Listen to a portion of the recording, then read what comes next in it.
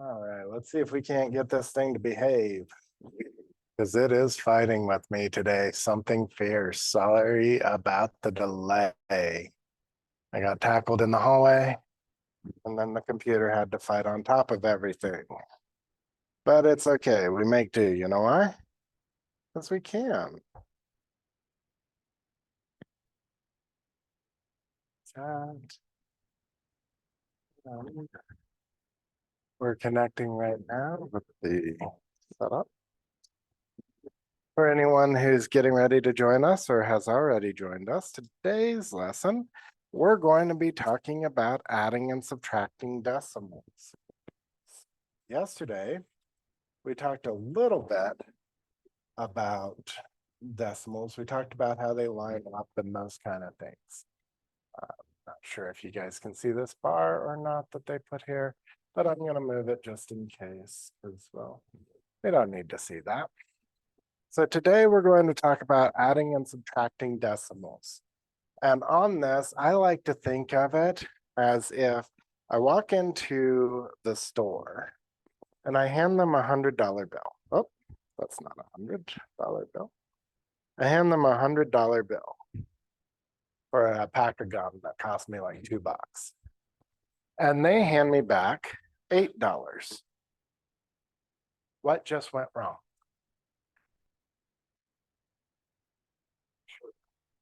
They shorted me by a lot. But how do you think that that logically could occur? I mean, I don't think the checker was out to upset me or screw me over or whatever, but they made a mistake. And their mistake is they saw it as a $10 bill.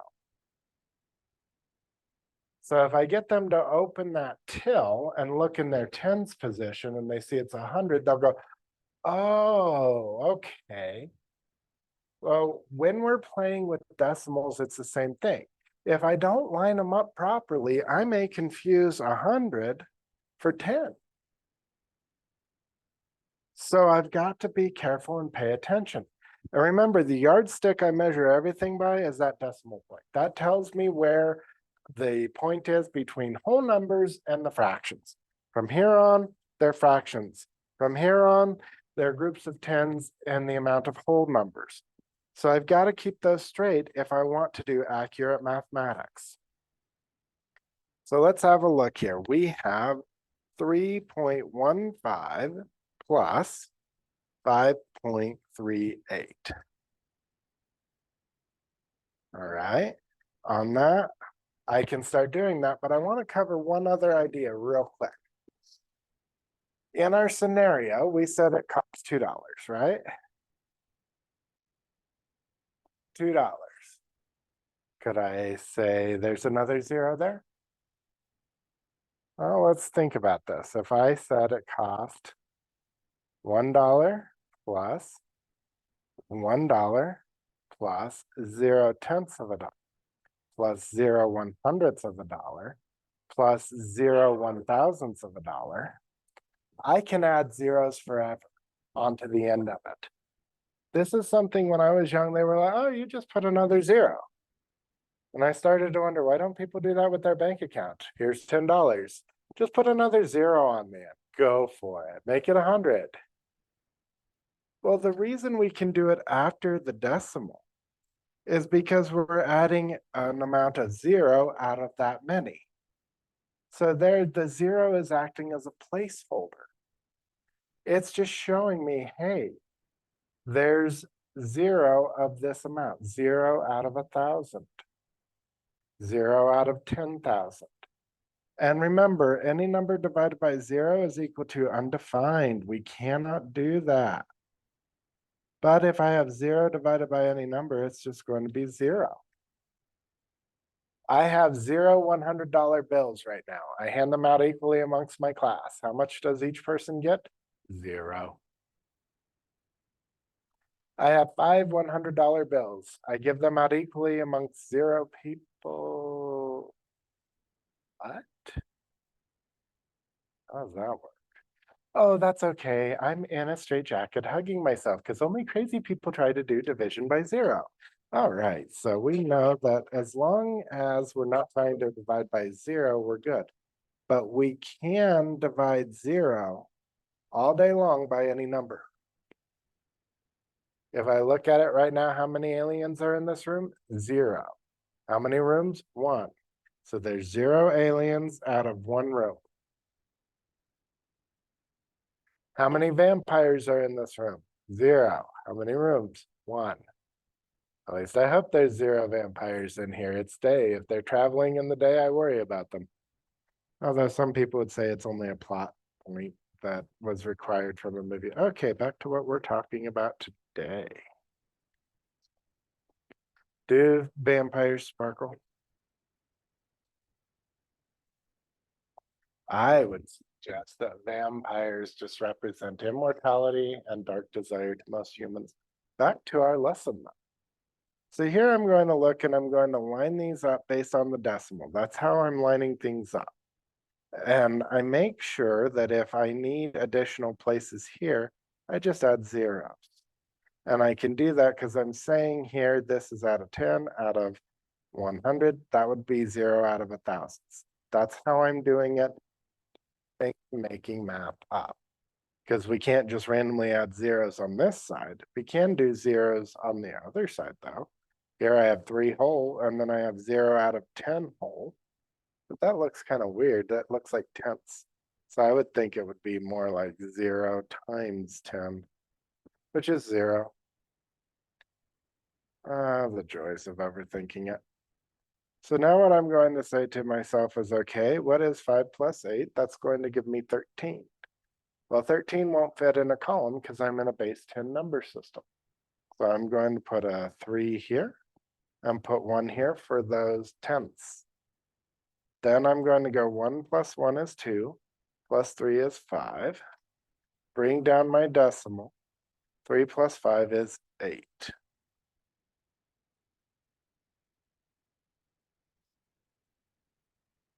Now let's have a look here. We're going to add 12.302 plus, and I'm going to again line this up with the decimal, 5.4. And then I can just put in zeros. Why can I put in those zeros? Well, we went over it up here. We were talking about it. We were saying, hey, this is now 5 whole plus 4 tenths plus 0 hundredths plus 0 thousandths. Now I go 2 plus 0 is 2. 0 plus 0 is 0. 3 plus 4 is 7. 2 plus 5 is 7. And 1 plus 0 is 1. All right, so now let's look at the subtraction. Here we have 8.3, and we're going to subtract from 8.3 4.721. Now I'm going to do the same thing. Notice I'm always lining it up by those decimals. That's what I use to line things up. That will always keep me straight on who goes where in the line. So now I'm going to add zeros on the end. Am I adding zeros? Well, that's saying plus 0 out of 100 plus 0 out of 1,000. That's all I'm doing. So I'm not adding anything to it. And I can prove that by saying that we have the addition identity a plus 0 is always equal to a, whatever you start with. I have 0 $100 bills. Okay. So I have no $100 bills. Well, okay, let's say I have one $100 bill. I add 0 to it. How many do I have? 1. Add 0 more. 1. Add 0 more. I can add 0 all day long and not change the amount because 0 is nothing. There are none of them. 0 in the set. It's a number to represent none being added or taken away. So now I'm going to take just a moment here, do a quick brain break, look left, look right, feel happier with my life. There we go. My brain feels happy. Now I'm going to say to myself, okay, Back to what we're doing, I line it up by the decimals. So that's where I'm going to. And now I'm going to do subtraction. So I need to go here. 0 minus 1.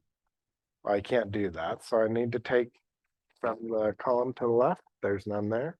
So I'm going to take that to a 2, 10 to a 9, and that to a 10. 10 minus 1 gives me 9.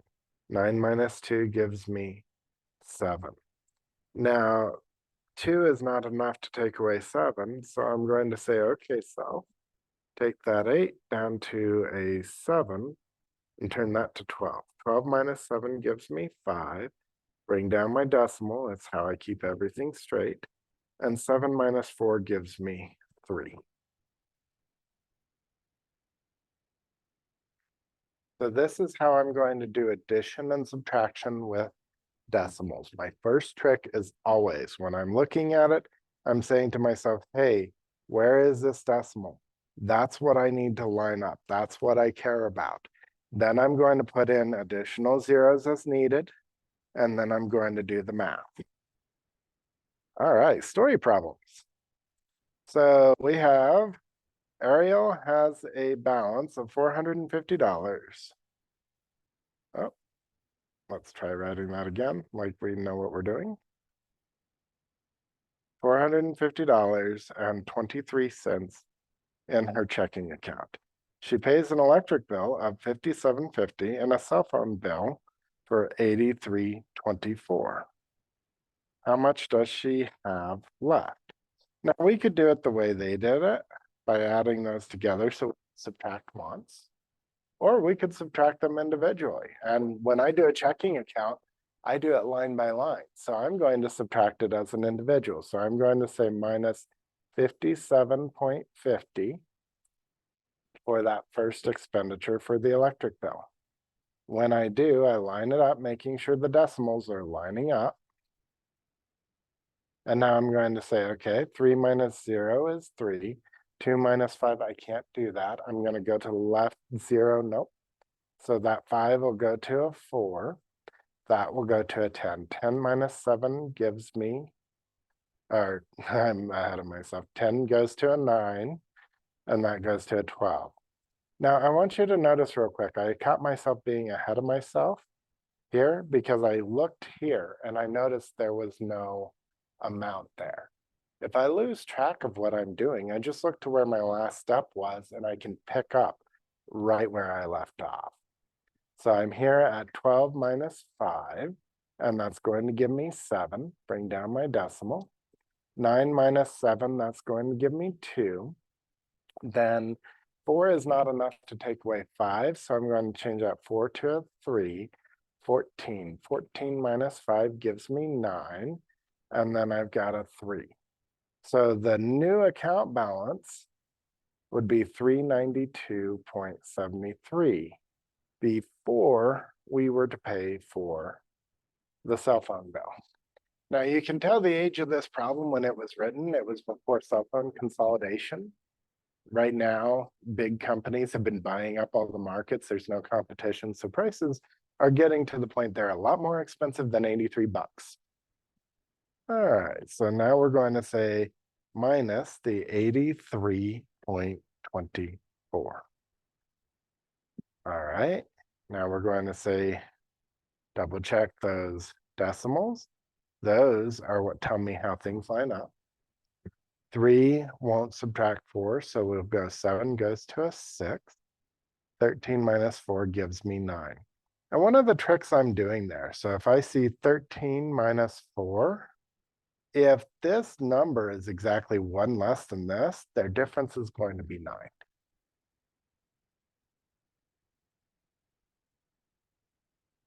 That's the trick I'm using to do that so fast. I always struggled with 9s until I caught on to that pattern, which is true for all numbers in the number system because it's base 10. And for anyone who didn't understand that, that's for anyone who's mathematically inclined and watching and has questions. Got to make sure I state some things because we don't want to be in the habit of assumptions.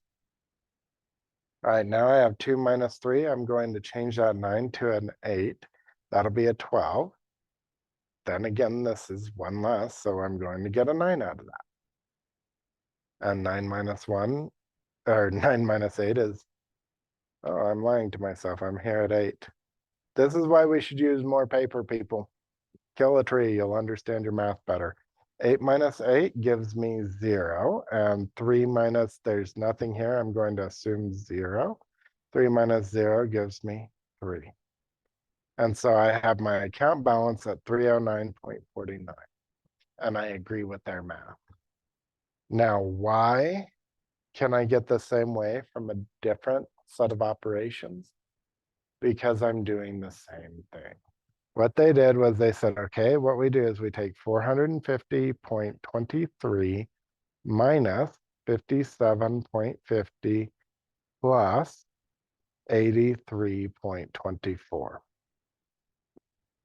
And they did it that way. And if I follow what my Aunt Sally says, I do what's in the parentheses first. But if I treat it like distributive, I can distribute the negative and it will go to both. And it becomes 450.23 minus 5750 minus 83.24. That's why the way I did it does not matter. I went with the way that I did it because that's the way I would do it in life.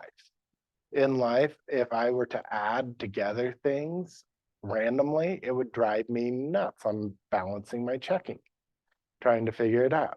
The other day, Amazon withdrew money from my lunch card, and I had to look at it, and I'm like, what is this for?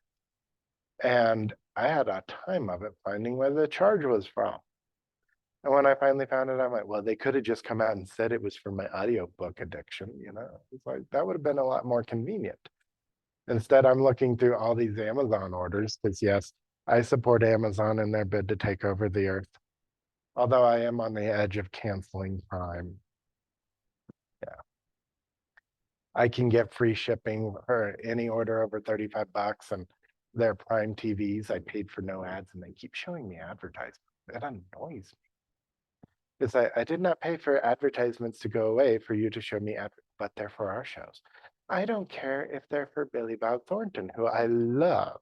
We're not going to tolerate it. All right, so our homework is going to be about doing this. Let's have a look at this number 11, because this one looks like one that some people might struggle with. It's a good chance to remember what we've been doing. And I'm just going to point out that right here, this line here and this line together would be equal to the same length as this line. So on that, I'm going to say 3.7 plus 1.7. And this is a great chance to practice. 7 plus 7 gives me 14. So put a 1 here. I can do math. I was thinking 49. All right, 1 plus 3 is 4, plus 1 is 5. And I keep my decimal. I can't randomly make up numbers, and I'm going to write that 5 a lot better. There we go. And so this length is 5.4. Now this is asking me to show the perimeter. And if I want to think about it, perimeter, I see the word meter. When I see meter, I automatically think it's a distance along the outsides. I'm going to add it.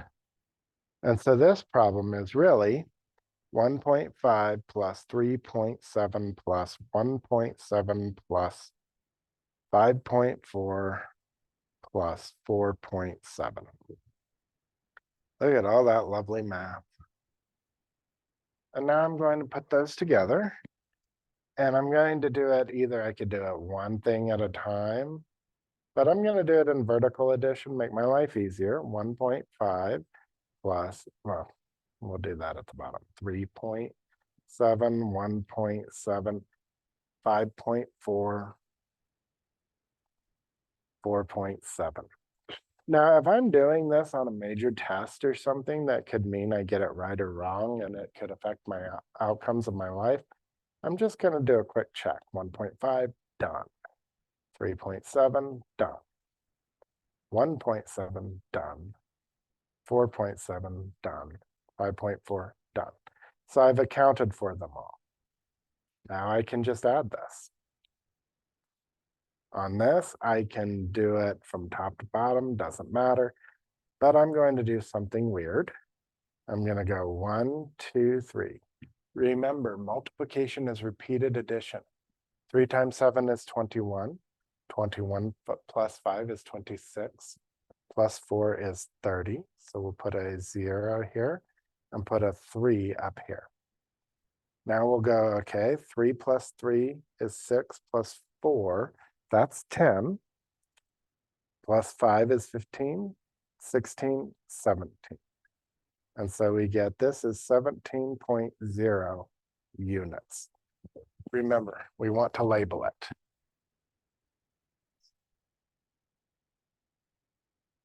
Oh, Ghazi is pointing out I missed a spot. Don't be sorry. Thank you, Ghazi. It's good. If your brain itches, then you stop and think about it. I was sitting there going, my brain is itching. And that's why I even double checked them. And that's how Ghazi caught me, missing a spot. Do you guys see what I missed? Well, we know you see it, Ghazi, but does anyone else see what I missed?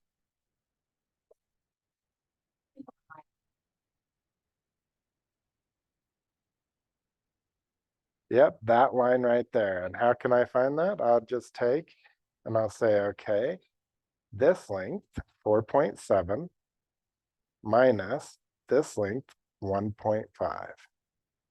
When I do, I get 2 and 3. So now if I label that 3.2, then I get the whole amount.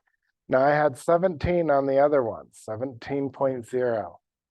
But I missed just this one side. Do I need to go back and do all that addition again?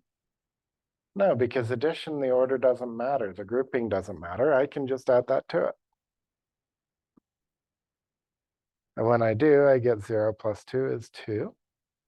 7 plus 3 is 10. And so we get 20.2 units. There we go. If I were doing fencing for a project, I'd double and triple check that math to make sure I didn't forget it. And when you're doing a construction project, you might even want to start laying stuff out as you do the measurements just to be sure, because it's so easy to have a tape measure slip a little bit. All right, now let's talk about this. This says estimate. Estimate means to make an educated guess. This happens to tell us where to round to. When they aren't specific about where they want you to estimate to, then I don't think you should ever get one wrong. Because estimate means makes an educated guess, right? Well, if they didn't specify to what education level they want it guessed at, I could guess at an education level of 0, meaning anything even remotely reasonable. 2, you know? Yeah, but they have been specific, and I always appreciate specificity. So we're going to round that to the nearest hundredth.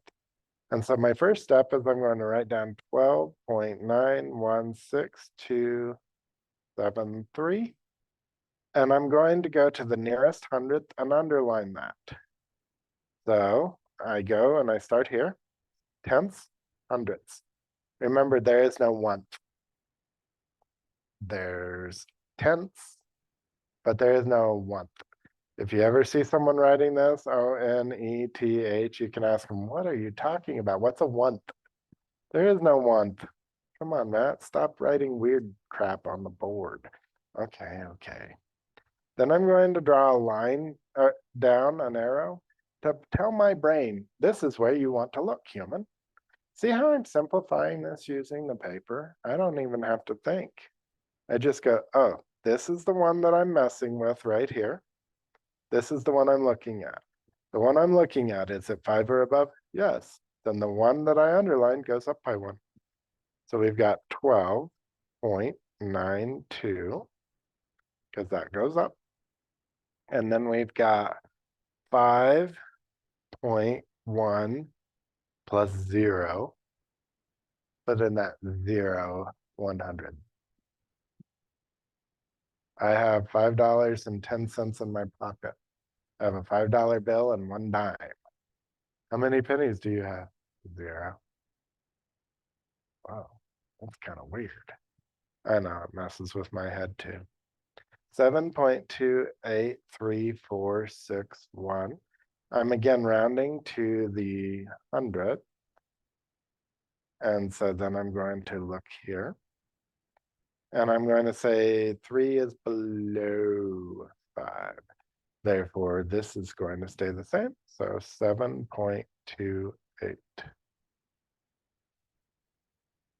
And now I'm just going to put those together. 2 plus 8 gives me 0 plus 1. 9 plus 1 is 10, plus 1 is 11, plus 2 is 13. So put a 1 up here. And then we have 3. This is me shortcutting. 1, 2, 3, plus 7 is 10, plus 5. Isn't it great? We can move around with addition that way. Thank you, addition property. The commutative property of addition and the associative. I can group them how I want. I can move them how I want. That makes my life easier. So I'm going to say 1 plus 2 is 3, plus 7 is 10, plus 5 is 15. And 1 plus 1 is 2. And so it would be a reasonable estimation to expect 25.30 out of this. Now, if I wanted to check that, I could add these on a calculator and double check and see how close. Now, if it just says estimate, I don't think they should ever be allowed to mark it wrong. Because if they don't tell me to what digit, what's significant to them, how am I supposed to know? Let's say they didn't say that. Let's say they just said estimate by first rounding each value.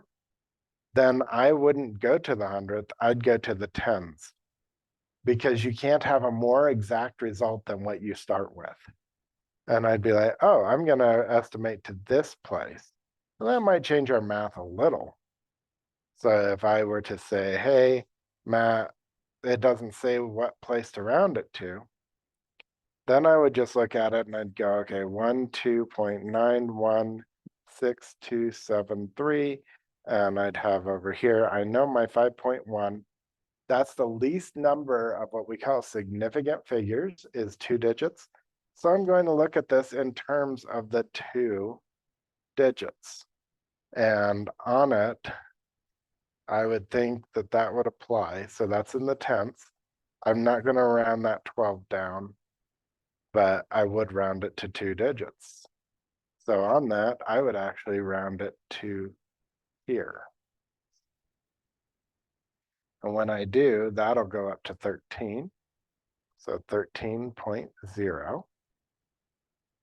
And this 0 is not significant. I'm just including that because we're doing decimals and I want to make sure everything lines up. And now I've got 7.283461. And I'm going to round it to here and I get 7.3. And I'm going to add. So 1 plus 3 is 4. 7 plus 3 is 10, plus 5 is 15. So 1. And we get 25.4. The difference between these is not that great, but there will be difference. That's the nature of the beast. That's why them wanting it done to the nearest 100th, they have to specify it. If they don't specify it, it's always a safe bet to count the one with the least digits. How many digits are there? And that's how many you round each one to. Any questions, comments, or concerns? Awesome. Thank you all so much for coming. I hope you had fun. I'm going to check the chat, make sure we're good. And it appears we are gravy. I will get this posted here soon, assuming that everything has behaved.